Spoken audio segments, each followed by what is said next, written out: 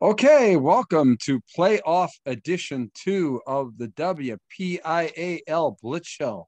I'm Bruce Badgley, Ian McMeans, and wow, I mean, this is when now everybody's playing. Okay, there were a few buys here and there last week, but now, hey, it's full bore, right, Ian? Yep, we are into the quarterfinals in 1A through 4A this week and the semifinals in 5A and 6A. So, yep, you're absolutely right. We had a couple buys, around different classifications, but now's really when, the quality teams are in play. And I was looking through the Penn Live statewide rankings last week, and there was a couple classifications where like the top 3 or 4 seeds in the WPIAL were all ranked in the top 10 statewide. So really, not only are these going to be the top teams in the WPIAL, but some of the top teams statewide that are going head to head here over the next few weeks. Yeah, absolutely. And, don't forget for you WPIAL fans, we've got the Eastern side going on with a fresh set of downs where we're talking about, all of the other districts there, District 4. I mean, there's a lot of crossover here, especially in 4A, 3A, 2A, 1A. I mean, Steel High winning the 1A championship there. I mean, that's going to be, pretty formidable. So it's time for even the WPIAL guys to start paying attention. There are other districts in the state besides the WPIAL. Are there So, really though? but no, just check it out. Dave, Mike, and I You did guys the. do a great job. It's a fun show. I recommend watching it. Yeah, we have a lot of fun, and it's a great way to get to know that. So onward and upward, my friend. WPIAL, here we come. Absolutely. And this is the quarterfinals edition of the WPIAL Blitz Show. Even though 2 classifications are in the semis, it's more or less the quarterfinals Yeah, edition. it sure is. So thank you everyone for joining us. If you're joining us already, you know where to find us on YouTube. You can also follow us on Facebook, Twitter, and Instagram, and check out my articles on steelcityblitz.com. Thanks to Sports Solutions Marketing and Brood Athletic, the sponsors of our show, as well as Steel City Blitz, who is able to host all of our articles and stuff on their website as well. So let's talk about what happened this past week in the first round of the playoffs. There was a lot of big things happening. First off, with our streak watch, that 2 teams won their first WPIAL playoff games ever. Mapletown has played WPIAL football for their entire history as a school. They got their first playoff victory. Ligonier Valley was in the WPIAL until the late 1960s when they moved to District 6 and then came back to the WPIAL a few years ago. Also got their first WPIAL playoff win. Obviously, Ligonier Valley had a lot of success in District 6, but officially their first WPIAL playoff victory. And then Latrobe pulling off an overtime upset over Highlands, getting their first playoff win since 1968. So some really cool stuff that happened in the opening round of the playoffs, some historic results that we saw.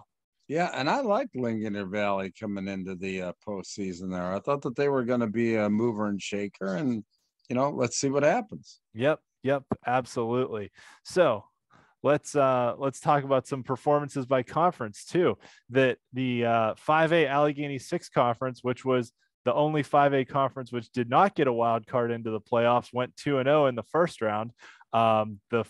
It was a good night for the Big 7 conferences, plural. One of my frustrations with the WPIAL this year was that they named conferences in multiple classifications by the same thing, which was ridiculous to me, but whatever. I'll say this. The 4A conference had always been the Big 8, and they had been the Big 8 even if they had more or less teams. They were just known as the Big 8, right? Kind of like the Big 10 that had 11 teams forever. Or the and now Big 12 or the or Big what? 12, right. The craziest thing was when the Big 10 had 12 teams and the Big 12 had 10 teams. And I was trying to explain that to my kids, and they're like, that doesn't make any sense, Dad. And I was like, it's college football. Don't worry about it. Doesn't have to make sense. But at any rate, the 1A conference had always been called the Big 7. So, but both Big 7s this year, because they both had 7 teams in them, went a combined 7-0 in the first round of the playoffs. Thomas Jefferson got a bye in 4A, but McKeesport, Laurel, Highlands, and Latrobe all won in 4A. And then in 1A, Laurel, Southside Beaver, Union, and Rochester all won. Interestingly enough, those 2 conferences, despite sharing the same name, are geographically on opposite sides of the WPIAL. The 4A Big 7 is kind of the southeast, and the 1A Big 7 is like the northwest. So It is what it is.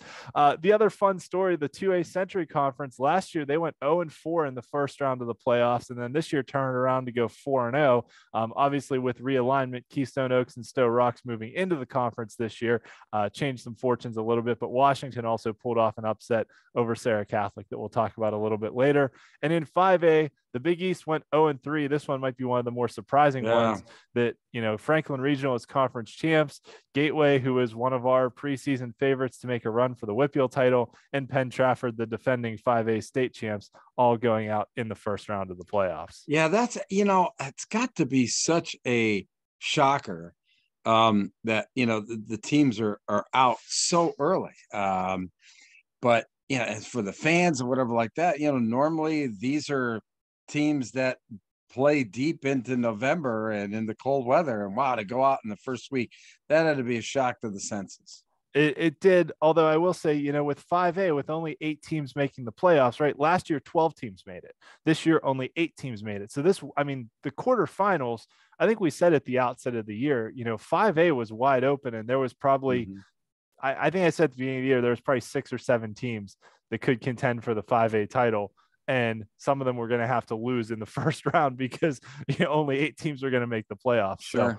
So, given that, when you get down to the semifinals, only 4 teams make the semis, and these ones didn't. So we also had some absolutely thrilling results that I wanted to talk about as well. So just to share a few things. All right. So in 4A,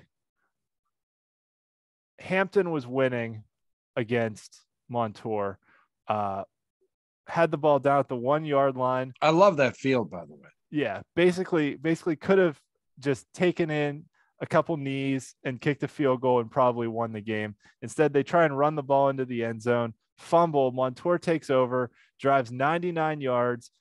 Well, I gave it away kind of, but on the very last play of the game, throws a 23-yard Hail Mary for the game-winning touchdown as time expires to beat Hampton. So just and the crazy thing is about that game, Montour's top 2 quarterbacks had been injured. So a kid who started the game at receiver had to come in and play quarterback and lead that last drive and threw the game-winning touchdown pass. So that was pretty cool. Wow. I mean, it's just like, they say knock it down, and that time it's like, take a knee. Yeah. They could have taken a knee and kicked a field goal and pretty much been done, because they were up by 5, I think 5 or 6, 5. Yeah. And but at any rate, Upper St. Clair had a 4th and 11 with just over 2 minutes left to play, down by 5 against Gateway. Ethan Dahlem, who got benched a few weeks ago in favor of a freshman, had to come in and play during this game, and winds up on 4th down throwing a game-winning touchdown pass to Aiden Besselman to put Upper St. Clair ahead, and they would get a stop on defense and ultimately pull out the victory over Gateway. Incredible. And then Keystone Oaks was tied with who are they tied with? Apollo Ridge in the 2A playoffs, and Keystone Oaks quarterback Nick Buckley had been really good all year, and especially receiver / safety Clinton Robinson. Apollo Ridge did a great job shutting him out pretty much all game, but then in the 4th quarter, they were finally able to connect, and now you see why they tried to keep the ball out of Robinson's hands, because he just made everybody miss and took it to the end zone for the game-winning touchdown for Keystone Oaks. That was with 7.5 minutes left, but Apollo Ridge was not able to score again after that. So some all-around awesome performances this week. But our WPIAL Blitz Show Player of the Week actually goes to... Drum roll, please. Michael Cahill from East Allegheny. Wow. 6 total touchdowns, over 300 yards of total offense, a passing touchdown, and 5 rushing touchdowns. And they needed all of them as East Allegheny beat Mount Pleasant 42-39 for just their 2nd playoff win since 2000. And I love the helmet. Yes. So we actually also have a few highlights here, courtesy of Michael's huddle page.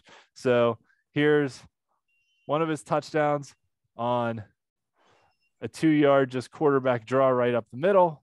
Little scamper for the ball afterwards, but he was in. They called it a touchdown. And then on the following drive for East Allegheny, from about 15 yards out, once again at quarterback, starts one way. Oh my. Cuts it back, gets a nice block, and is gone for the touchdown. Wow. I mean, literally, that's what you call running right through the tee. Yep, absolutely. And then he was able to also, put up some yardage through the air as well. Here on a screen pass, get some yards, sets East Allegheny up in good shape. That was at the end of the third quarter. And then going into the fourth quarter,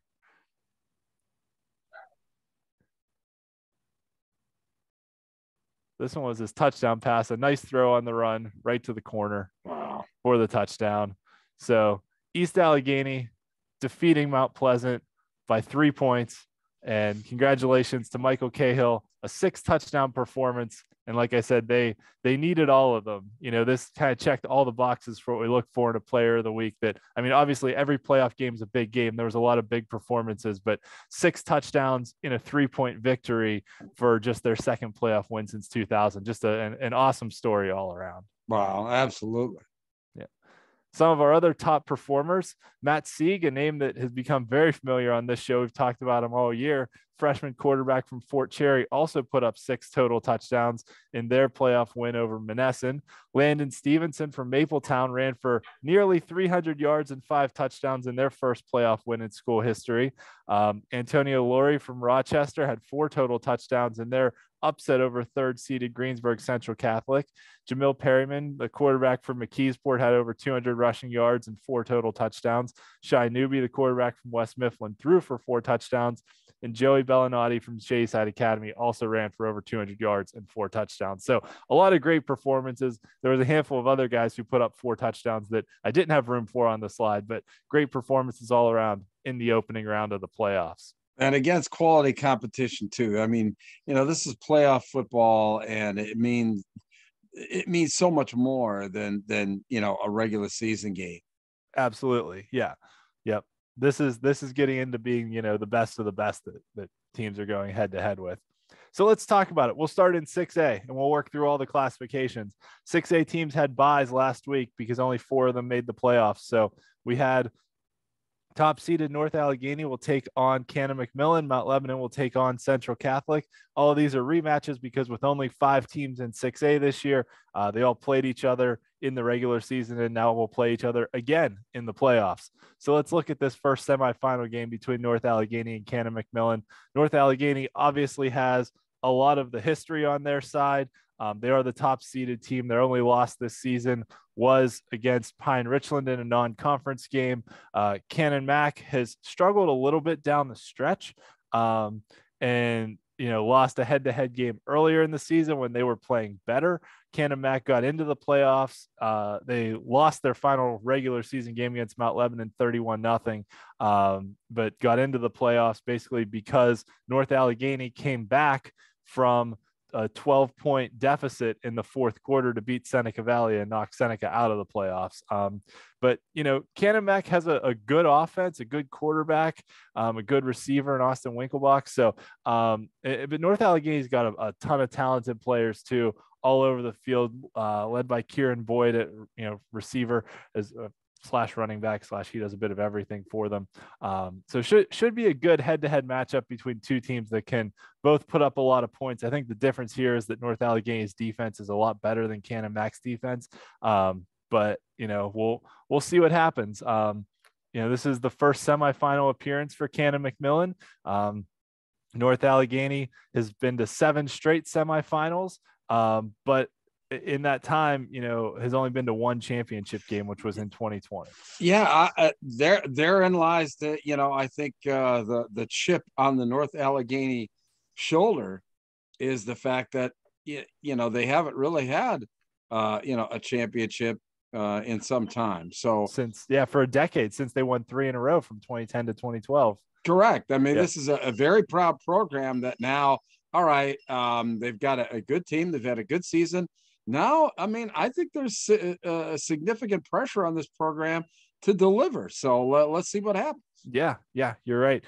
For a little bit of a WPIAL deep cut there, North Allegheny hasn't won a championship since the Ross Morgan Rager. So for those that may remember that story, kid was a student at North Allegheny. His parents were going away for the weekend. This was like 2012, 2013, like right when Twitter was starting to become big. And his friends started spreading a rumor on Twitter that Ross Morgan was having this big blowout rager at his house, and started like adding all these celebrities. Like, are you coming to the Ross Morgan rager? It turned into this whole big thing. His parents wound up having to like call a police detail for their house. Like, we're not having a party here. So there was never a party, but it was just a big like Twitter thing that happened, and it was hilarious. Back in the day. Sounds like a Ferris Bueller thing. But it kind of was, yeah. The other semifinal is a rematch of last year's championship game between Mount Lebanon and Central Catholic. Mount Lebanon won the head-to-head game earlier this year, 17-16, but that was a 16-0 game at the start of the fourth quarter, and Mount Lebanon stormed back by 17 points to kick a game-winning field goal as time expired to beat Central Catholic. So Mount Lebanon, they graduated a lot of kids from their team last year. Basically a whole new starting lineup, had some injuries as well they've had to overcome. Just shown a ton of heart and grit and tenacity. But they're playing really good defense right now. I know statistically they're the second best, but down the stretch, they played just some absolutely fantastic defense. And they're a team that's, as you expect with a young team, has gotten better as the season has gone on, right? Over the last 3 weeks, Mount Lebanon only gave up 3 points total, and that was in a 6-3 win over Peters Township. The last 2 weeks combined against Baldwin, who was terrible in 5A, but Baldwin and Cannon Mac, they outscored those two by a combined 72-0. So, Mount Lebanon is rolling right now and has kind of had Central Catholic's number the last few years with Bob Palco as head coach. So, we'll see. I mean, on paper, Central Catholic was the presumptive favorite coming into this season, but they've kind of underperformed a little bit, and their defense has certainly not been as good as what you would expect out of a normal Central Catholic team. I mean, just look at the divide here. Central's giving up like 10 more points per game than Mount Lebanon,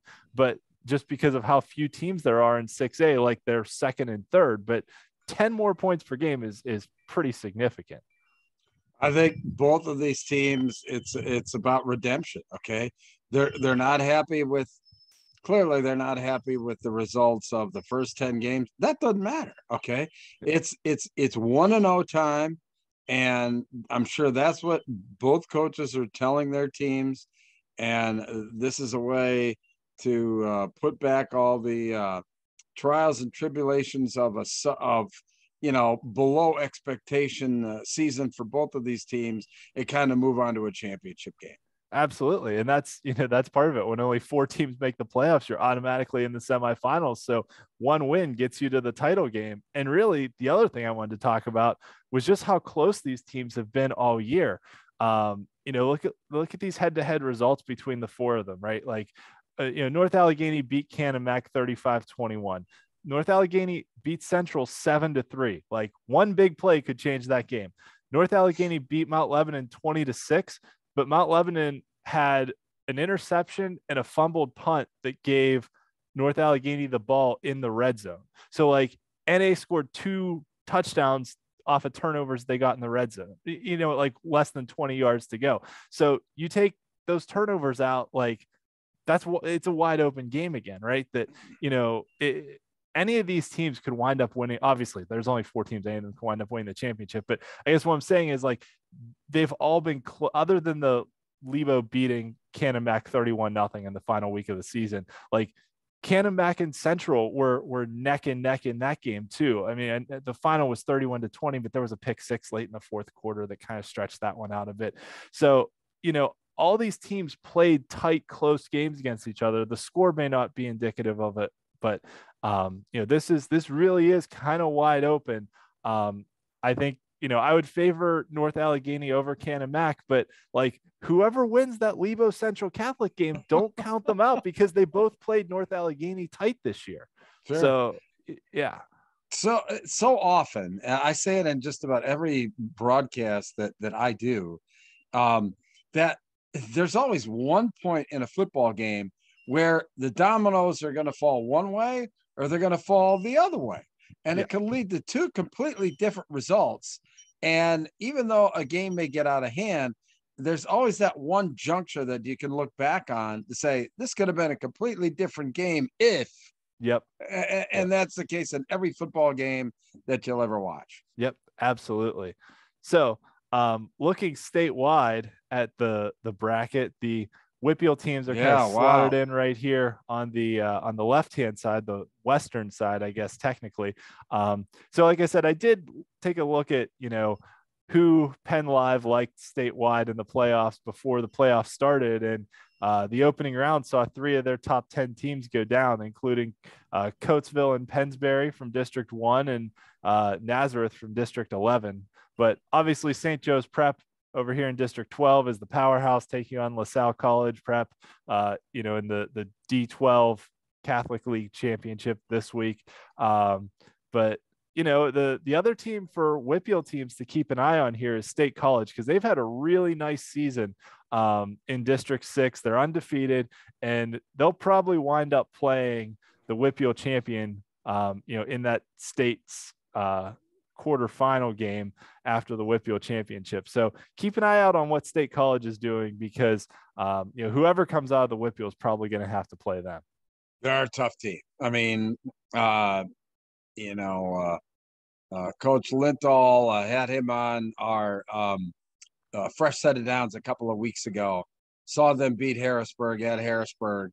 They can do it all ways. They can play that ball control type of keep away physical game, or they came back. They got down early, to Cumberland Valley, and came out and put up 48 on that. So they can play a lot of different ways. But the thing that they are is that they are very physical. They've got good size. They're, a fully, they are quite the balanced team if they so choose. And when you were looking at, obviously, the teams that went down there, probably of all those teams that went out, the Pennsbury loss to North Penn was probably the most shocking of all of those. So, St. Joe Prep, yeah, they're playing LaSalle this week. LaSalle's not the LaSalle that they've been the last couple of weeks, but that's, in my mind, I think in a lot of people's mind, obviously Penn Live's mind, they are the team to beat again this year. Yeah. Yep. And we'll keep an eye on this as it plays out, throughout the next few weeks as well, in 6A. Moving on to 5A, where we actually had games this week, those first round quarterfinal games. Bethel Park barely edging North Hills, who, we talked a lot about North Hills, how that was a story of, tenacity and you never give up, and start the season 0-4, win 3 games that matter, and get into the playoffs at 3-7 just because you have the right tiebreakers. But North Hills put up a battle, man. They gave Bethel Park everything they could handle. Bethel Park edges them out on a second half field goal to win that game. Upper St. Clair, we saw their game-winning touchdown pass from Julian Dahlem to Aiden Besselman to beat Gateway. Penn Trafford and Pine Richland, fun fact there, this is the 3rd straight playoff meeting between those two teams, and the winner of the last 2 has gone on to win the WPIAL title. Wow. Pine Richland's quarterback Ryan Palmieri, who started the year at running back but had that midseason move to quarterback. Pine Richland hasn't lost since he moved to quarterback. He had 4 rushing touchdowns. They've just been completely different. Pine Richland, since they moved Palmieri back to quarterback, is the best team in 5A.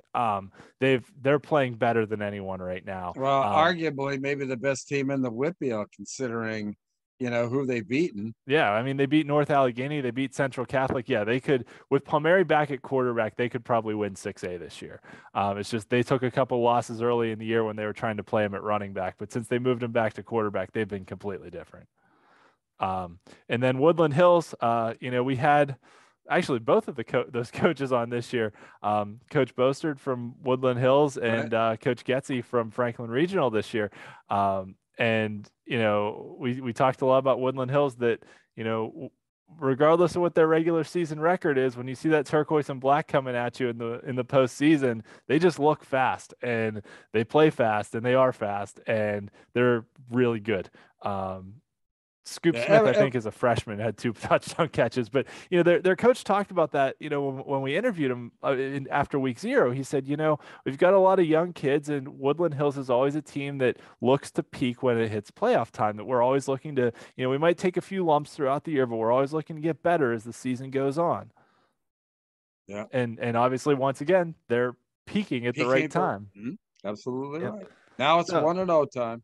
Yep. So Bethel Park moves on to take on Upper St. Clair in the semifinals, as well as Pine Richland taking on Woodland Hills. Interestingly enough, these are both conference rematches. Bethel Park and Upper St. Clair out of the Allegheny 6, and Pine Richland and Woodland Hills out of the Northeast Conference. And if you actually, we interviewed 3 out of those 4 head coaches this year, because we did both Bethel Park and Upper St. Clair as well. Yeah.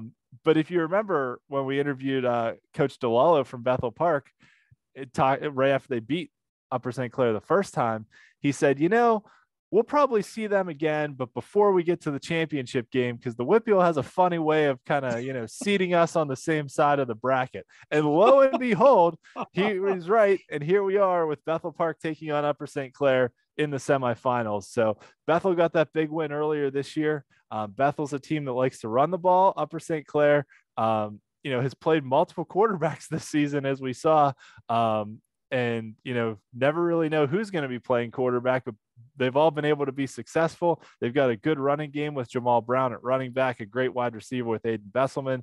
Bethel Park has just a slew of running backs with Austin Kay and Ryan Petrus and a handful of other guys that can all run the ball. And, being in the same conference all the time, they haven't met in the playoffs very often. Upper St. Clair has a bit more playoff pedigree, but Bethel Park did beat them earlier this year. So, we'll see what happens. Another conference rematch here in the 5A semifinals for the right to go to the championship game. In the other semifinal, Pine Richland taking on Woodland Hills, just the second playoff meeting between these 2 schools as well. Pine Richland leading 5A in scoring. But like I said, they had those couple early season losses. But nevertheless, Pine Richland is playing better than anyone else right now since they moved Ryan Palmieri back to quarterback. Woodland Hills is a good team, a lot of playoff pedigree on both sides here. Pine Richland with multiple state championships. Woodland Hills has been to the state title game 3 times, but ultimately, with the way Pine Richland's playing right now, I like their chances. Yeah, so do I. In the 5A statewide bracket, the Penn Live folks have still not come around to the fact that Pine Richland is playing better than anyone else right now. But, none of these teams went down in the first round. They all made it through. And actually, because of some opt-outs, Cathedral Prep basically got a free pass to the quarterfinals, which Cathedral Prep is the only District 10 team in 5A. So basically, they could have gone 0-9 this year and still got the spot in the statewide playoffs, because they're the only 5A team in District 10. And because District 6 and District 8 opted out, they basically get a free. I mean, granted, they're better than 0-6. They're 8-2, which is really good, but still, Cathedral Prep awaits whoever wins the WPIAL title and basically gets 2 weeks off now. All I can say is that this was the topic of discussion all weekend in games that in really all 3 games that I was involved in. I think that this is a significant problem for the PIAA. It is not fair to have those teams opt out and then have all 16 teams from District 1 slug it out for an entire month. I mean, they just can't allow that to happen and have a fair tournament, because it is the wear and tear of playoff football that, so if there's a situation like that, hey, put all the names in a hat and draw and play, but don't just let one team have a significant advantage over others. It's just And I personally, at the 1A championship here in District 3, thanked the coach for Fairfield for, playing the game. I mean, they were a 3-7 team, and, they were going to take it on the chin, and they knew that what they were up against. But what those teams that opted out don't realize, okay, is think of the other teams that are involved in the tournament, okay? That you got to go and play the game for nothing more than the fact that you got to play the game because of the other teams that Cathedral Prep then has to play down the road. Just don't think of yourself. And I still, there is, no one has explained to me yet why those teams decided to opt out. Okay. I mean, I haven't heard anything. Nobody, is it injuries? Is it, whatever. There's got to be a legitimate reason. Okay. You can't just like get in here and say, hey, we're in here and we don't want to play that guy, so we're just going to opt out. We're in the tournament. We're going to wait and see who we're going to play. And if it's that team, well, we're not going to play. That's just, what kind of life lesson is that sending to the players on that team? Okay. And myself and the coach of Fairfield had a very candid discussion about just that, the fact that he wasn't going to allow his players to take the easy way out because of that fact. That's not life. Okay. That is, it is what it is. But, right. Obviously, I'll let that go. Well, and here's the crazy thing to me, because I've said this on the show before, right? Last year, the WPIAL had 18 5A teams. They got the WPIAL champion entered the state bracket at the semifinals, which meant the WPIAL could take 12 teams into the playoffs, because basically they could do like what District 3 did, or right, you have 4 buys and then a couple first round games. This year, the state backed them up. The WPIAL still has 18 teams in 5A, but the state backed them up to enter the state playoffs at the quarterfinals. So the WPIAL could only take 8 teams into the playoffs. So the WPIAL champions, only 8 teams made it, are going to enter the state playoffs here at the quarterfinals against the Cathedral Prep team that hasn't played at all and basically got a free pass. Now, here's the other crazy thing, right? Cathedral Prep is the only District 10 5A team.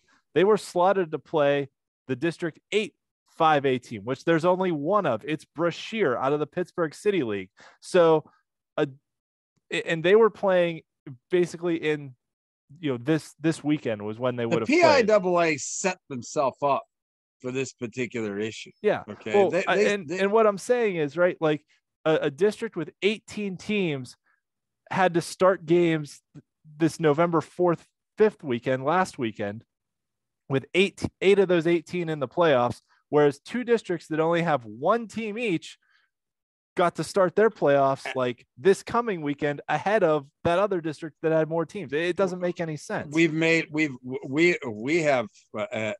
have talked till I'm blue in the face about the way the disproportionate nature of 5A and 6A has got to be resolved by the PIAA. You can't just blindly go on and say, well, that's how we're going to do it in those classifications because we're doing it that way in all of the classifications. I don't buy that. You have to make it a tournament.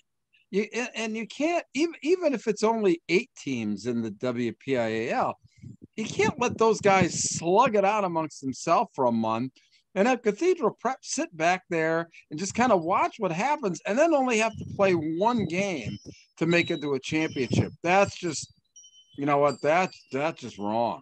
That's just wrong. And there's nothing, and I would love to hear what the PIAA has to say about that. I don't think they're going to say anything at all until the offseason, or maybe not even that. Probably not. Probably. All right. Moving on to 4A.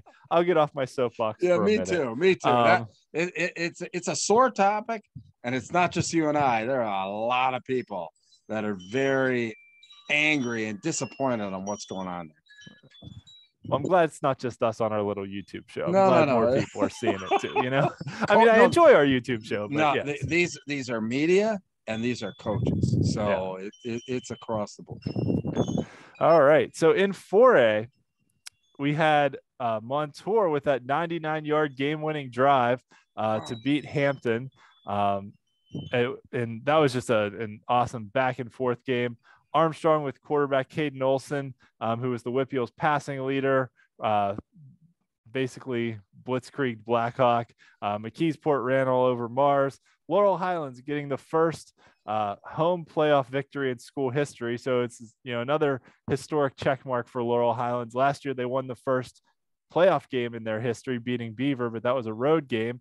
This year they won their first conference title, which they split with McKeesport and Thomas Jefferson, and that earned them a home playoff game, which was just their second home playoff game in school history, and they won in resounding fashion with 2 pick sixes in the fourth quarter, 3 touchdowns for Rodney Gallagher, and Harry Radcliffe, one of the best kickers in the WPIAL, kicking 3 field goals. Latrobe getting their first playoff win since 1968 with an overtime win over Highlands.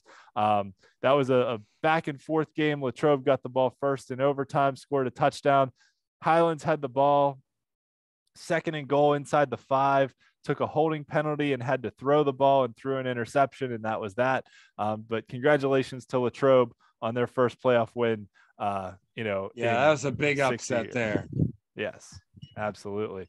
So now Montour moves on to face conference rival Aliquippa. Armstrong and McKeesport will meet again for the 2nd consecutive year in the playoffs. Central Valley will get Laurel Highlands, and Thomas Jefferson will also take on Latrobe, who they played in conference play this year as well. So let's look at these matchups. Montour against Aliquippa. These teams have played each other a lot over the years. They were conference opponents this year. Aliquippa won in resounding fashion. It was one of Aliquippa's few non-mercy rules this year. So I guess you could say like Montour played Aliquippa closer than a lot of other people did, but it was still 33-0. Aliquippa is just a force. And yeah, a great win for Montour last week, and their reward is they get to play Aliquippa. Hey, look, I broadcast the game. It was the same situation. Okay. Yeah. You don't tell, East Pennsboro and Kennerdale that they're playing that game to be the sacrificial lamb against, Bishop McDevitt.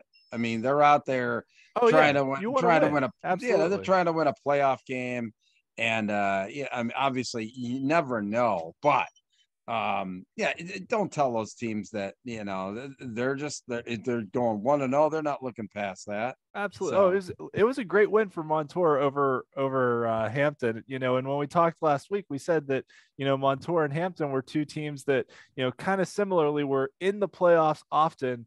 It might make a run every now and then, but just racking up playoff wins is always a good thing. And now they just get to take on the absolute force that is Aliquippa. So, it is what it is. That's the playoffs. That's the playoffs. That's how it goes. You got to play good teams eventually. McKeesport and Armstrong. I mean, this one, you could not get a bigger contrast of styles here.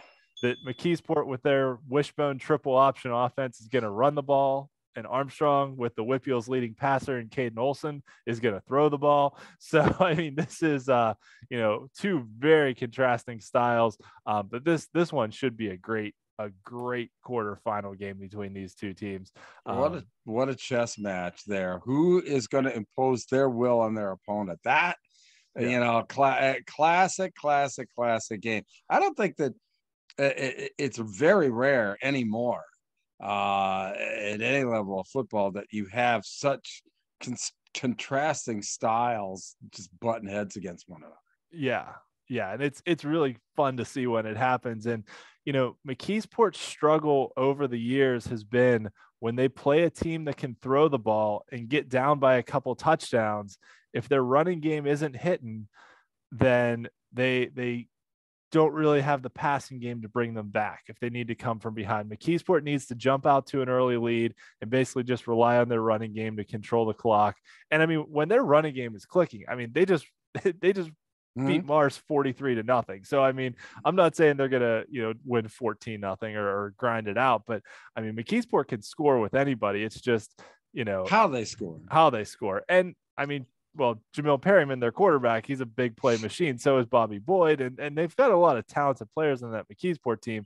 And their defense is really good. That's the other thing. McKeesport's defense is outstanding. And if they can shut down Armstrong's passing game, it's going to be a long, frustrating night for Caden Olson. And that's the thing too, because of that. I mean, depending on who gets up early, who's gonna maintain their composure. If things don't go well early on, that's what I would be interested if I was broadcasting this game. Is like, who's gonna hold their composure? It's a game of chicken. Okay. Who's going to blink first? I mean, how many more cliches have we got? But, it's going to be a very good game. It is. And both of these teams are battle tested too. I mean, McKeesport played Bell Vernon in non-conference play. Their one loss was against Thomas Jefferson. Armstrong played Aliquippa in non-conference play. That was their only loss. And that was a 28-14 game, but it was 14-14 going into the fourth quarter. So like Armstrong went toe to toe with Aliquippa earlier this year and hung with them. So Armstrong's not going to blink, and neither is McKeesport. So it's just, this one will be a good old slugfest that should be a fun one to watch. Yeah, absolutely. Laurel Highlands, after winning their first home playoff game in school history, gets a Central Valley team that got a first-round bye and is the highest scoring team in 4A. Central Valley has just been outstanding all year. That one loss was against Aliquippa. Laurel Highlands lost to McKeesport earlier in the year, but did beat Thomas Jefferson for the first time in their history. So, a lot of history on the side of Central Valley here, even though Central Valley just became a school in 2010. But Laurel Highlands is continually breaking new barriers with Rodney Gallagher, their quarterback, who's going to West Virginia next year. Will probably either play receiver or defensive back, but just an outstanding athlete who's capable of taking a game over. But Central Valley is just loaded all over the field with insanely talented playmakers. So I mean, I think Central Valley has the edge here, but if I'm a Laurel Highlands fan, just enjoy it, man. Like, we had Coach Colasar on the program that, we had both these coaches on. We did have both coaches on. You're right. But thinking about Laurel Highlands, like all the things they've done and that Rodney Gallagher's done in his high school career, that this might be his last high school game as a senior. And, if whatever happens, like, just enjoy it one more time. Enjoy that you get to see him wear your uniform at least one more time. I mean, maybe they pull the massive upset over Central Valley, but just enjoy it, right? That it's like, you get to see him play one last time, and you never know what can happen, but Central Valley is just so stacked with talent all over the field. I wouldn't want to have been that Central Valley team for the last 2 weeks. Coach Lyons, after a regular season loss to Aliquippa, in what he's got to be instilling in his team here, in getting ready for this postseason. I mean, he was stoked for the interview. I couldn't even imagine what he's like out there at practice here over the last couple of weeks, Yeah, and especially since they got the first round bye, like, they've had a lot of time to prepare and scout and watch film and be ready to go. And they've and Central Valley's got a really good safety in Javen Thompson, a really good running back in Brett Fitzsimmons. It's Antoine Johnson, their quarterback, who's like, if Central Valley had thrown the ball more, Johnson could have led the WPIAL in passing, but like, they were so good at running the ball, they hardly threw the ball. So it's going to be a fun one, but yeah, you're right. And I think the other thing is, since Central Valley lost that last game of the season, they've probably been chomping at the bit to get back out there and play again. Oh yeah. Coach Lyons. That's what I mean about Coach Lyons. I mean, the guy is just ready to, he's ready for bear. I'm sure that he's, made his team keenly aware of the task at hand. So. Yes. And we're just going to leave it at that. Yeah. Well, and the one other thing I'll say too, sometimes you can learn good lessons about yourself by losing games. I mean, obviously losing the playoffs is end your season, but losing in the regular season, sometimes you learn more from losing than you do from winning, because you learn what your fatal flaws are and what you need to correct. So you absolutely don't want to have that same feeling ever again. Right. Yes. And finally, the last quarterfinal in 4A, Thomas Jefferson taking on Latrobe. They did play earlier this year in conference play. Latrobe moving down from 5A to 4A this year. TJ did win that game 31-21, but it was only a 10-point win, and the second half was pretty close. So, Latrobe just won their first playoff game, since 1968. But this one should be a fun one, and TJ's playing well, coming off that win over McKeesport, and should be a good one. Now that TJ's kind of figured some things out on offense with a more balanced offensive attack between passing and rushing. Yeah. All right. 3A now. Yes. Oh, well, no, we'll look at the statewide bracket first. Yeah. Statewide bracket. That 4 out of the top 10 teams in the state are in the WPIAL. I might argue 5, with Thomas Jefferson probably also having contention for that category. But I can't argue really with, the 4 that are in the list. I might argue that Central Valley should probably be like number 3. McKeesport should probably be like number 4. But we'll see what happens. The Jersey Shore will likely awake the WPIAL champion in the state semifinals. So this is a beauty contest here. I mean, it'll all get settled on the field. I've been a big Pope John Paul II, I think, has been the most underrated 4A team in the state all season. And I mean, what a tournament it's going to be. That's all I can say. It's just going to be. And what makes it great is that there are great teams from all over the state. Yeah. And, you look at the list there: District 7, District 3, District 4, 10, 7, 3, 7, 1, 3.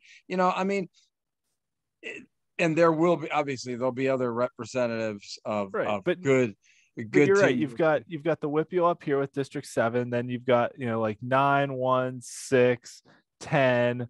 District 4 down here, District 11 kind of in the middle there. So I mean, there's a lot of different districts from the middle part of the state here that are going to kind of battle it out in this quadrant of the bracket up here. You've got District 3 from your area, and then 12 and 1 from the Philly area, District 2 from Northeast Pennsylvania. So you're right. This is really the bracket that has equitable representation statewide. And I would say this is, 4A is probably the most wide open competitive bracket as well, because I mean, Jersey Shore is a good team. Bishop McDevitt's a really good team. Aliquippa, Central Valley, McKeesport are all really good teams. Armstrong and TJ are good. Manheim teams. Central. I mean, they're like the top 5 scoring team in the state. So, yeah. There's a lot of good teams that there's a lot of good teams that are going to lose like early in this bracket because they're going to have to play each other. Look, what I like about it is the fact that it's fair and equitable too. Yeah. Okay. I mean, you look at all the brackets. I mean, it's fair and equitable in how the teams are playing and how they, move into the, the PIAA tournament. I don't know. I mean, somehow the PIAA has got to bottle 4A into the other classifications and figure out how it can be fair and equitable in 6A and 5A as well. Yeah, absolutely. All right, on to 3A. We talked about East Allegheny beating Mount Pleasant, Southmoreland losing to West Mifflin. In a fun one here, Rich Fix from West Mifflin had a kickoff return touchdown, a receiving touchdown, and a rushing touchdowns, and scoring in 3 different ways. Deer Lake's appearing in the playoffs for just the 3rd time in their school history, lost to Beaver. And then Shady Side Academy. Basically, this was a battle of running backs that Joey Bellinati scored 4 touchdowns, and Eric Dory for South Park scored 2. So looking at the bracket, East Allegheny moves on to take on top seeded Bell Vernon. West Mifflin will take on Freeport. Avonworth will take on Beaver, and Elizabeth Forward will take on Shadyside Academy in the quarterfinal games. So I should have mentioned this with 4A, but 4A, 3A, 2A, 1A will play their championship games at what used to be Heinz Field is now Acrisure Stadium. Yeah, We'll the call it field Heinz Field. the field formerly known as Heinz Field. Yes. So for the right to play at Heinz Field here, we're getting into the quarterfinals. Bell Vernon is the top seeded team after moving down from 4A to 3A this year. Bell Vernon played a lot of tough competition in non-conference play. So that 7-2 record isn't necessarily indicative of how good they are against 3A opponents. They have just smoked all the 3A opponents that they've played this year. They played the likes of, Penn Trafford, McKeesport, Laurel Highlands, Thomas Jefferson. So a lot of other teams that we've talked about already in the show from higher There's going to be no classification. game shock for them. I mean, they will have played some pretty tough opponents. Yep. They are battle tested and ready to go. East Allegheny, a great first round win over Mount Pleasant, but now getting to the quarterfinals where they're just 1-9 in their school history. Bell Vernon with Matt Humbert as their head coach. Really the only thing Matt hasn't done, he's one of the great young head coaches in the WPIAL, but really winning a WPIAL title is the one thing he doesn't have on his resume yet. So we had Matt on last year, favorites. didn't we? We did. Yes, we did have him on last year. All right, another quarterfinal between Freeport and West Mifflin. The first playoff meeting between these two schools. Neither of them have been in the semifinals in the last 5 years, so someone's going to get there after they win this game. Freeport has reached the most WPIAL championship games without winning one. They've made it to the championship game 7 times. Obviously, still have a few hurdles to go to get there this year. But these are two teams that can really light up the scoreboard. The interesting thing with West Mifflin is in their wins, they've smoked opponents, and in their losses, they haven't scored at all. And Freeport, we interviewed their head coach, John Gaylott, in the first year of the show back in 2020. He talked about how Freeport prides itself on always being a tough, hard-nosed defensive team and always giving teams a battle. So West Mifflin has some explosive playmakers, and we'll see if Freeport's defense is able to slow them down and stop them. Freeport has just a slew of guys who can score all over the place. Anytime I look at a Freeport box score, it's always like there's a handful of rushing touchdowns, there's a passing touchdown, there's a defensive touchdown, there's a special teams touchdown. They just score in all different kinds of ways, and it's all different guys that score. So it's not just one outstanding playmaker. It's a whole bunch of different guys, although Ben Lane's pretty good. All right, Avonworth, the number 2 seed, taking on Beaver. These two met in a conference game earlier this year, which Avonworth won 29-3. The Lopes have been really, really good on defense this year. Beaver got that win over Deer Lakes, but I like Avonworth's chances to, beat Beaver once again and set up a rematch, likely with Elizabeth Forward to meet in the playoffs once again. Elizabeth Forward taking on Shadyside Academy. Elizabeth Forward's only loss coming against Bell Vernon in the final week of the season, but EF's been so good this year with their passing game. Zion White throwing the ball to Zach Boyd, who was our player of the week 1 week this year. And Shadyside Academy, good for them. They were a team that kind of, I'll say, struggled against their record all year, that they played a really tough non-conference slate, including playing Elizabeth Forward, who beat them 42-21. And we're kind of behind the 8 ball, fighting back uphill, and we're really good in conference play, but didn't really get, I'll say, the respect they deserve for how good they were, just because they had to play such a hard non-conference schedule. But I like Elizabeth Forward's chances here. This has been kind of the most successful run in their school history. Before making the semifinals 2 years ago, Elizabeth Forward had never made the semifinals, and now with a win this week could make it 3 years in a row. So that's pretty cool for them. Looking at the statewide bracket, this is one where the top 4 seeds in the WPIAL that all got buys all appear in the top 10 of the statewide rankings, but a pretty even, I'll say, distribution of the statewide rankings overall here. It's the District 4 just getting some representation here with District 3. 6, District 11. Yeah. 3A is pretty well spread out statewide.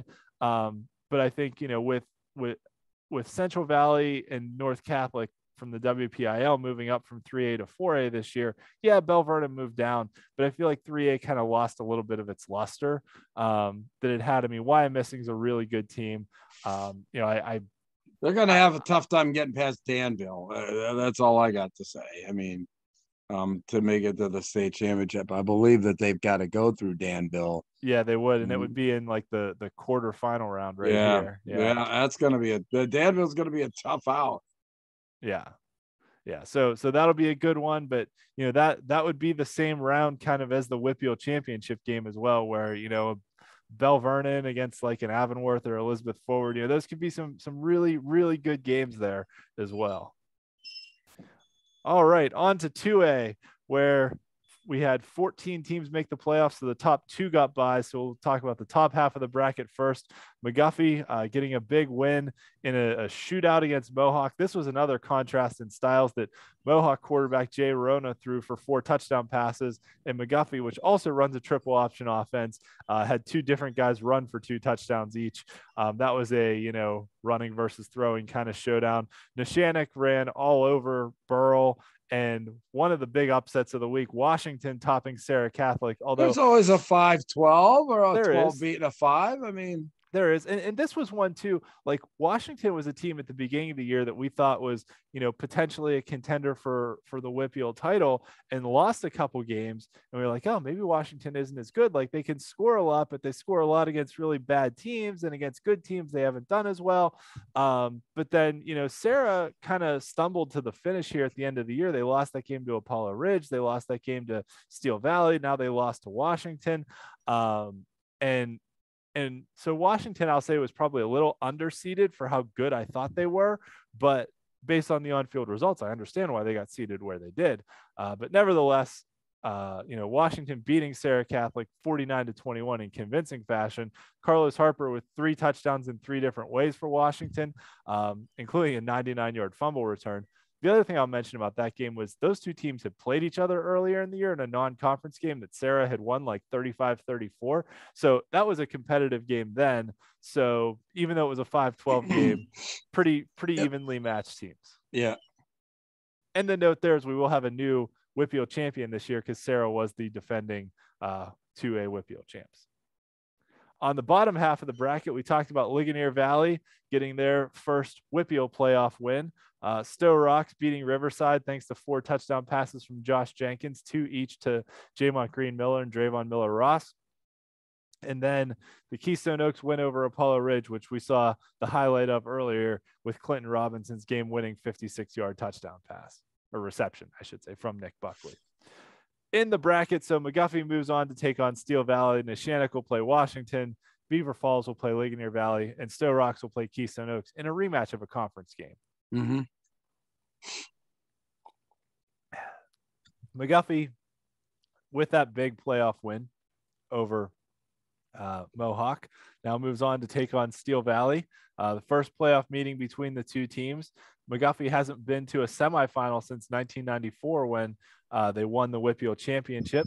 Steel Valley went to the semis last year, as well as 3 straight championship games from 2016 to 2018. So Steel Valley has done very well for themselves here in the 6th classification era, looking to get back to the WPIAL championship. Last year in this quarterfinal round, their star running back broke his ankle, and that hampered them in the semifinal game against Beaver Falls. But now they've got a whole slew of good players on that team, led by quarterback Cruz Brookins. They are the highest scoring team in 2A and the best defense. They've got a great offensive line. I fully expect them to really shut down McGuffey's running game. But these are 2 teams that like to run the ball, so this game's absolutely going to be won in the trenches. Neshannock taking on Washington. These are 2 teams that can just light up the scoreboard. If you want a high scoring affair, this one will probably be it.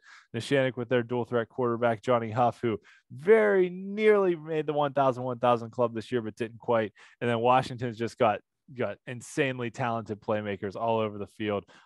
They can really light the scoreboard up. So Washington has a lot more playoff pedigree and history, but Neshannock's got a really darn good team this year. So this should be a fun, high-scoring game between these 2 teams. Ligonier Valley, getting that first WPIAL playoff win in school history, gets to now take a like 2.5 hour drive over to Beaver County to play Beaver Falls at Geneva College. And Beaver Falls has been really good this year with their quarterback, Jaron Brickner. Ligonier Valley's running back Hayden Siraki's kind of been their go-to guy for everything. He leads the team in both rushing and receiving. But Beaver Falls has a lot of history here in the WPIAL. I didn't include Ligonier Valley's couple District 6 championships that they won, but they do have some championship pedigree, just not in the WPIAL. Yeah. But Beaver Falls is the number 2 seed, really ran through conference play this year, and is a very, very good team. I'll also mention that since Beaver Falls moved down to 2A in 2020, they've made it to the championship game both years. They won it in 2020. They lost it last year. So I'd say Beaver Falls is a pretty presumptive favorite here in this one. The other quarterfinal is a rematch of a conference game that happened earlier this year when Stowe Rocks beat Keystone Oaks 52-0. You may remember that game that we talked about, that Stowe Rocks returned 4 fumbles for touchdowns in that game, which was just crazy, absurd. Yes. So Stowe Rocks just absolutely loaded with talented playmakers all over the field, especially at wide receiver and at quarterback with Josh Jenkins. Keystone Oaks with Nick Buckley at quarterback is either going to have to try and score with them or try and run the ball more with Sean Reek to try and keep Stowe Rocks' offense off the field. Because Stowe Rocks is capable of putting points on the board from anywhere on the field at any time. Looking statewide at the bracket, there's some really, really good 2A teams out there outside the WPIAL. I think the most noteworthy thing, though, is that Southern Columbia is not in the Penn Live top 10. They've lost a few games. Their neighbor Mount Carmel is the number 2 ranked team right here in District 4. But they'll probably have to play Southern Columbia in the D4 championship game for the right to play probably Richmond, although Richmond plays Bishop Guilfoyle that moved up from 1A to 2A this year. Yeah, Southern Columbia is getting some players back from injury, so that could be something to keep an eye on. I'd give them a puncher's chance against Mount Carmel out there, but it's Mount Carmel's, year, and obviously Farrell. We know all about them. We interviewed the coach last year, and that's quite the tradition. But it's wow. I'll tell you what I'm looking forward to is a potential Farrell Westinghouse game in the quarterfinals here, because Westinghouse, the Pittsburgh City League champs, they won an early season game against Clairton, and then they beat Steel High out of District 3, who was the District 3 1A champion. So Westinghouse has a really good, tough, physical team. They take on a good Berlin Brothers Valley team this week after they just beat Chestnut Ridge last week. But potentially, Westinghouse and Farrell could play each other right here in the quarterfinals for the right to play the WPIAL champion in the state semifinals. I mean, you want to talk about some knockdown, drag out, battles. I mean, those would be, if it's like, if these quarterfinals are like Steel Valley, Beaver Falls, or even Stowe Rocks, Steel Valley against either Beaver Falls or Stowe Rocks, and then like Westinghouse against Farrell. I mean, those would be just 2 absolutely phenomenal state quarterfinal games. It's like I said, somehow the PIAA's got to figure out how they can get the brackets in 5A and 6A to kind of match, the balance that there is in the lower classifications. If they've got to move people across the state, well, you got to do something. You can't keep doing the same thing over and over again of teams just playing one game to get to a state championship. That's not a tournament. Yeah, I agree. All right, let's move on to 1A, where 16 teams made the playoffs, so they all played first-round games. Jeanette actually hung tough with Bishop Canevin for a quarter. It was 14-14 after the first quarter, and then Bishop Canevin just kind of blew the doors off them. Clairton getting revenge on Olsh for the quarterfinal loss last year. Actually, this was the 5th straight year that Clairton and Olsh had met in the playoffs, so fun little factoid there.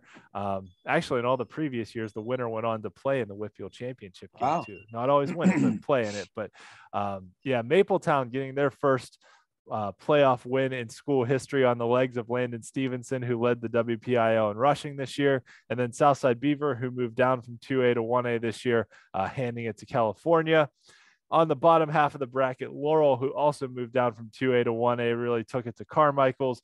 Union, with just their third playoff win in the last 11 years, beating up on Burgettstown. Rochester, the biggest upset of the night, beating Greensburg Central Catholic. And then Fort Cherry and Monessen, who were in an absolute shootout. Wow. In a game that had almost 1,000 total yards of offense. Yeah.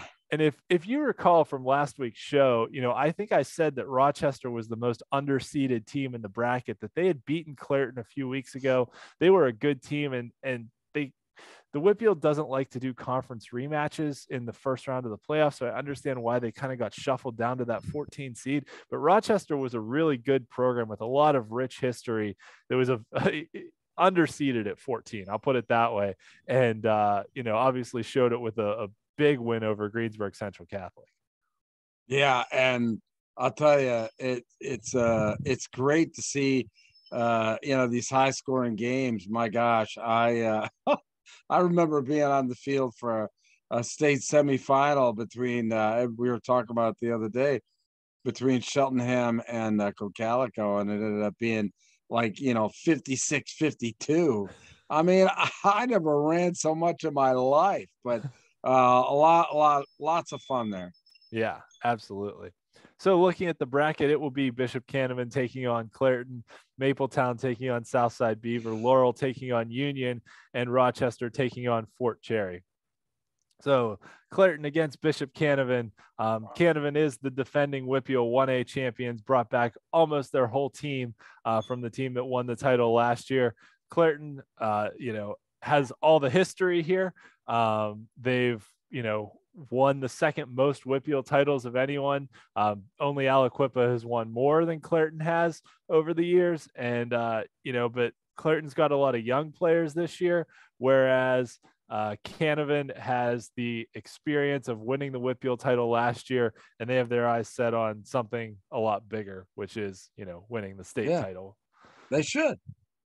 Southside taking on Mapletown. Mapletown got that first playoff win in school history. So this should be a good one, though, because both these teams like to run the ball. Southside has a couple guys that run the ball, whereas Mapletown mostly just has Stevenson. But not a lot of pedigree here. So, I mean, it's Southside's going to be a tough forward out. to this. Yeah. Southside's a really good team. They're a tough out. They play tough defense. Their only loss this year was against a really good Laurel team. So, but it'll be interesting to see how Mapletown stacks up. And good for Mapletown. The Tri-County South Conference last year got swept out of the first round. So Mapletown not only getting a win for themselves for the first time in school history, but also getting a playoff win for the Tri-County South, which sometimes gets a little maligned in WPIAL circles because they don't have a lot of success as a conference overall. Laurel taking on Union. Laurel's a darn good team. They just can put up a ton of points. Their running back Landon Smith's been really good, but they got all they could handle from Union earlier this year. These two are conference opponents. Union took them to overtime where Laurel won 28-22, and this is not a lot of history here either. I mean, these teams are almost in uncharted waters. They are, which makes it for a fun result, right? Because somebody's going to do something historic. And since they played each other so tight earlier this year, this one could really go either way. Yep. And Rochester and Fort Cherry, there is history here between these two. You may remember a few years ago, we interviewed Fort Cherry's head coach, Tanner Gary, after they beat Rochester, which was somewhat of an upset at the time. And that was a really cool interview where, he talked about how the field there is at Fort Cherry is named for his grandfather. He's a third generation head coach. His dad coached there. Now he's the coach. And he was on the team in 2001 that lost to Rochester in the WPIAL championship game. So not only have these teams been former conference opponents, they weren't this year, but formerly they were, but also they've met in the playoffs and in championship games before. This is personal. Yes, exactly. It is absolutely personal. Yes. So this should be a fun one in Fort Cherry with their quarterback Matt Sieg, who was the first freshman to join the 1,000 club. Rochester's always got a strong running game. But, I remember when we interviewed Coach Gary from Fort Cherry, he talked about Rochester's a strong running game, but they run the same plays all the time. They just run them so well. It's so hard to stop them. That those kids have been running the same play since they were 6 years old, and they have them down to a science, and they're so good at it that you can know what they're going to run, but they're just so good at it. It's hard to stop them. Yeah, right. Exactly. But this should be a good one since, Coach Gary's had some success against Rochester in the past, for the right to go to a semifinal here. This is going to be a fun one. I'm looking forward to this game as well. Statewide, wow. The Penn Live folks don't think very much of the WPIAL 1A teams, but that's all right. That and that is strange. There isn't one even ranked in the top 10. No, Canavan's at number 3. Oh, okay. But other than Canavan, the WPIAL's got this whole bottom half of the bracket. But I'll tell you what, Laurel's a really good team. I mean, Laurel could win District 10 easily. Red Bank Valley, went to the state championship game last year. But the big change here too to keep an eye out on is that Bishop Guilfoyle, who's the defending state champs, moved up to 2A because of the success formula. So we'll have a new 1A state champ as well. A couple matchups here, this week of teams that are ranked in the top 10 between Northern Lehigh and Tri-Valley out of District 11. And then with Muncie and Canton going head to head, 2 of the top 5 teams in the state out of District 4. All I can say is just look out for Steel High. Oh my. They're loaded. They're loaded, and offensively and defensively, but they're just loaded. But there's a lot of Northern Lehigh out of District 11 might be the sleeper team. Not looking at obviously an additional sleeper team out of the 1A group from District 7, but wow, Northern Lehigh and Steel High, tough outs, baby. Yep, absolutely. So this should be a fun one as this bracket moves forward too. I'm really looking forward to that Muncie Canton game just because of how much hype both of those teams have had over the last couple years. Yeah, I agree.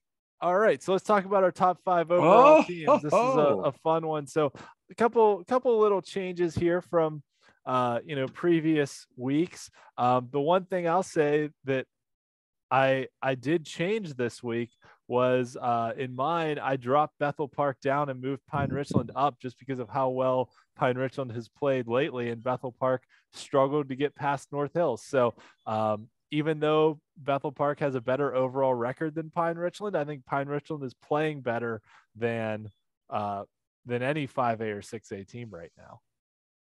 Yeah, a tough call. I think probably the flip-flop between, if we had a 6th team, yours would probably be McKeesport and mine would be Pine Richland. Although I will say, Bruce, last week you had Armstrong ranked number 5. I did, right. And Armstrong won 39-7. I knew you were going to. And you bumped McKeesport wins 43-0 over Mars. Yeah, they did. No. I get that. Hey, look, it's a tough business. That was a tough call for me. You're probably looking at what they won 39-7 and you dropped them out. I said, well, yeah, McKeesport wins 43-0. Yeah. And look, they were kind of 5 and 5A last week, so it's like, Well, the good news is that they play each other this week, so you get to see who's better. Yeah, it all gets settled on the field. Well, we'll find out if my top 5 is the predictor or not. But I agree with you. Pine Richland maybe playing the best football of any team in the WPIAL right now, other than Aliquippa, but other than Aliquippa, they're just right. They're in like another stratosphere. Yeah. It's so crazy. And that's why I think everybody's just like chomping at the bit at another matchup with Bishop McDevitt. I mean, or with a matchup with Bishop McDevitt there. That's just going to be, you know, the I'm glad I'll be on the field for that one. That's all I have to say. And but yeah, you know, North Allegheny. Yeah, I mean Bethel Park. Like I said, we're all we always have that one team that, you know, we don't agree on. And yeah, it was long and hard. It was a very long and hard process to kind of go like, man, I mean McKeesport versus you know, Armstrong there, that was rather arduous, but I decided to go McKeesport. On me, you know, I don't know. It's kind of, I say, total body of work, but both teams had great seasons. So they have, yep. And now they get to play each other, and we'll settle it on the field. So exactly. So I guess there's my pick for the winner of that game. So. All right. Well, thank you everyone for joining us on this week's edition of the WPIAL Blitz Show. You know where to find us on social media, and you know, I will have previews of all these games on steelcityblitz.com later in the week, so you can check that out as well. And thanks everyone for watching the show all year. We really appreciate all the viewers, everyone that interacts with us on social media, shares our content. We're really appreciative of everyone's support. Yeah, absolutely. And thanks, Ian, for really starting to, you know, meld in the, you know, the PIAA stuff. Obviously, the Blitz show kind of morphs into more of the PIAA edition show as we get out of the WPIAL and then, you know, into the you know, the statewide tournament. But the way that you kind of meld everything together between, you know, the Penn Live rankings, the PIAA, the district there, just a fabulous job, my friend. I mean, just really a great, as a fan as I am. I mean, we started this show because I was a fan. I wanted to learn more about the WPIAL. I think every football fan in the state of Pennsylvania becomes more knowledgeable by watching all this stuff that you put together as far as preparing themselves for the PIAA tournament. So great job, my friend. Thank you. And as an amateur historian, I got to throw in all those little historical tidbits too, because it's just fun to know that stuff, right? Like, you know, it's fun to know, you know, who's never been there before and who's winning their first playoff games in school history and all that stuff. Cause those are the fun storylines to talk about too. You know, we're getting to the time of year where it is a lot more of the usual suspects that are doing it. And, you know, those schools have rich traditions and strong histories and deserve all the accolades that they get. But every now and again, you get those, you know, young upstarts that come up and it's like, wow, hey, look at that. Isn't that cool?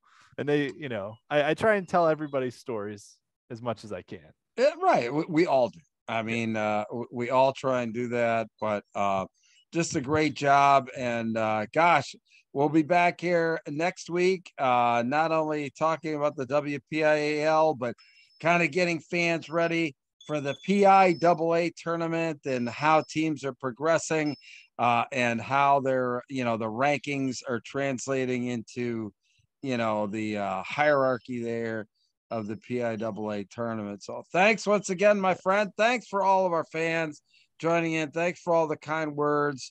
For Ian McMeans, I'm Bruce Badgley. We look forward to you guys. Thanks for watching this week, and we look forward to you joining us next week as well. Take care now.